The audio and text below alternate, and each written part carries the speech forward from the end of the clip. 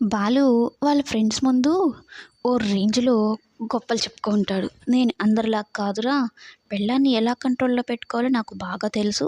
నేను కూర్చోమంటే కూర్చుంటుంది, నిల్చోమంటే నిల్చుంటుంది. పిల్లి పిల్లరా నా భార్య మీనా" అనైతే చెప్పుంటాడా. ఇక మీనాని పార్టీకి ఒప్పించుకోవడం కోసం నానా కష్టాలు పడుతూ ఉంటాడు. ఇక మీనాని కాకా పట్టుకునే పనిలో పడిపోతాడు. పూలగంప అనే దగ్గర నుంచి "అమ్మ మీనా" అంటూ ప్రేమగా పిలుస్తూ ఉంటాడు.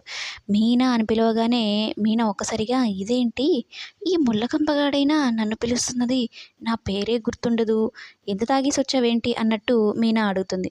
అదేంటబ్బా అలా అంటావు, చాలా ధైర్యం తెచ్చుకొని మరీ వచ్చాను, కానీ నువ్వు నన్ను కనిపెట్టేసావేంటి, అయినా దొంగని పోలీస్ చూసినట్టు అలా చూస్తావేంటబ్బా నేను అంత ప్రేమగా పిలిస్తే అని అయితే అంటూ మీనాకి వంటలో హెల్ప్ చేస్తూ ఉంటాడనమాట.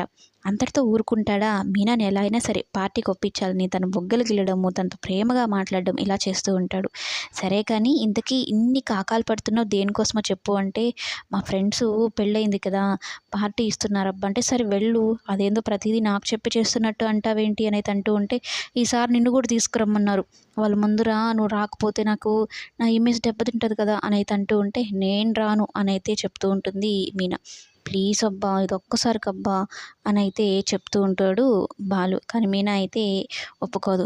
అసలు పెళ్ళంటే ఇష్టం లేదు అన్నావు, మరి పెళ్ళికి సంబంధించిన పార్టీలేంటి అంటే, పెళ్ళి ఇష్టం లేదు కానీ పార్టీ ఇష్టం మీనా, ప్లీజ్ మీనా రా అబ్బా వెళ్దాము అన్నట్టు మీనాని బతిమలాడుకుంటూ ఉంటాడు బాలు.